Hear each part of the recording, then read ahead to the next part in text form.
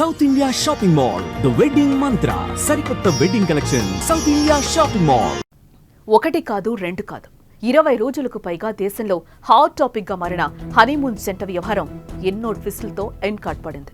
పెళ్లైన 4 రోజులకు భర్తతో కలిసి హనీమూన్ కి వెళ్లిన భార్య తన ప్రియుడు రాజ్ కుష్వాతో కలిసి మర్డర్ ప్లాన్ చేసి దారుణంగా చంపేసింది. ఈ కేసు పోలీసులు సీరియస్ గా తీసుకుని దర్యాప్తు చేస్తుండగా జూన్ 9న సోనం యూపీలోని ఘాజీపూర్లో లొంగిపోయింది. రాజా రఘువంశీ హత్య కేసులో సంచలన విషయాలు వెలుగులోకొచ్చాయి. భర్త హత్యకు 20 లక్షల సుపారీ ఇవ్వడమే కాకుండా అతనిపై కత్తులతో దాడి చేసిన తర్వాత స్వయంగా లోయలోకి తోసేసిందని పోలీసులు చెబుతున్నారు.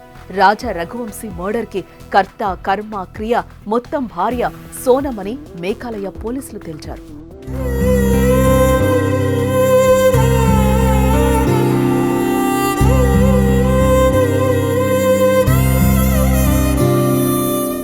పశ్చిమ ఉత్తరప్రదేశ్లోని మీరట్లో ముస్కాన్ రస్తోగి కేసు కూడా సంచలనంగా మారింది. మీరట్కి చెందిన మర్చెంట్ నేవీ అధికారి సౌరభ్ రాజ్పుత్ 2016లో గౌరీపురానికి చెందిన ముస్కాన్ రస్తోగిని ప్రేమించి పెళ్లి చేసుకున్నాడు.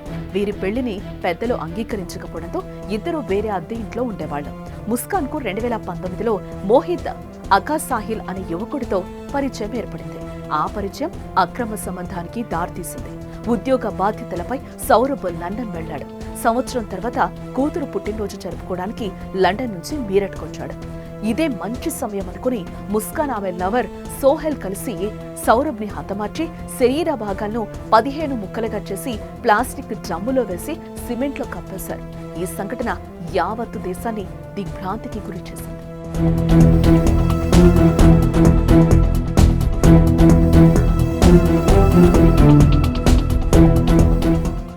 బెంగళూరులోని ఒక ప్రైవేటు సంస్థ deputy general manager Subhash December 9న తన ఇంట్లో ఆత్మహత్య చేసుకుని చనిపోయాడు.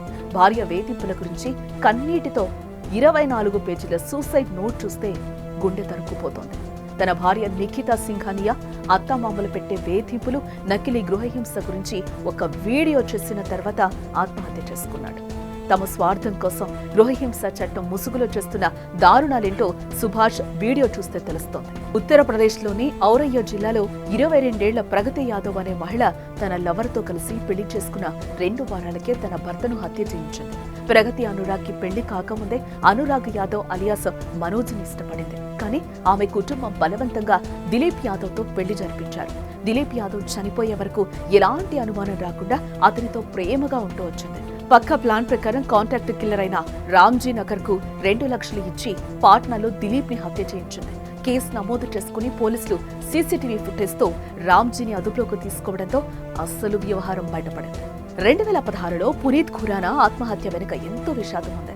ఢిల్లీకి చెందిన వుడ్బాక్స్ కేఫ్ యజమాని పునీత్ ఖురానా చనిపోయే ముందు తాను ఎందుకు చనిపోతున్నా అనే విషయం గురించి వీడియో రికార్డ్ చేశాడు. 59 నిమిషాల నిడివిగల ఆ వీడియోలో తన భార్య మణికా పహ్వా అత్తామామల నుంచి మానసికంగా, శారీరకంగా చిత్రహింసలకు గురైనట్లు తెలిపాడు. డబ్బు కోసం ఎన్నో రకాలుగా వేధించేవారని, తన భార్య వేరే వాళ్ల ముందు కించపరుస్తూ మాట్లాడేదని చెప్పాడు. వాళ్ల బాధ భరించటం ఇక నా వల్ల కాదు అంటూ ఆత్మహత్య చేసుకున్నాడు.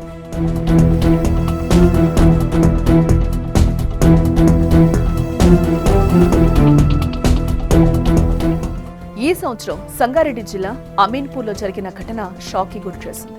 పెళ్లై 3 పిల్లలు ఉన్న ఆమె ప్రియుడు మోజులో పడి 3 పిల్లలకు విషమిచ్చి హత్య చేసింది. అమీన్పూర్కి చెందిన రజిత తన భర్త చెన్నయ్య 3 పిల్లలతో కలిసి ఉంటోంది. గతంలో ఆమె క్లాస్మేట్ ని కలిసి అతడితో ప్రేమలో పడింది. తమ ప్రేమకు భర్త, పిల్లలు అడ్డున్నారని భావించిన రజిత పెరుగన్నంలో విషం కలిపి 3 పిల్లలకి ఇచ్చింది. ఆ సమయంలో భర్త లేకపోవడంతో బతికిపోయాడు. పిల్లలు 3 గంటల వ్యవధిలోనే చనిపోయారు. ఈ ఘటన రాష్ట్రం మొత్తం ఉలిక్కిపడేలా చేసింది. క్షణిక సుఖం, డబ్బు వ్యామోహం, లగ్జరీగా బతకాలని ఆశతో పెళ్లి అనే బంధానికి మచ్చ తెస్తున్నారు కొంతమంది ఆడవాళ్లు.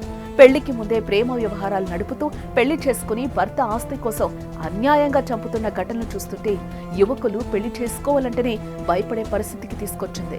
పెళ్లొద్దురా బాబోయ్, బ్యాచిలర్ లైఫే బెటర్ రా అని అంటున్నారు.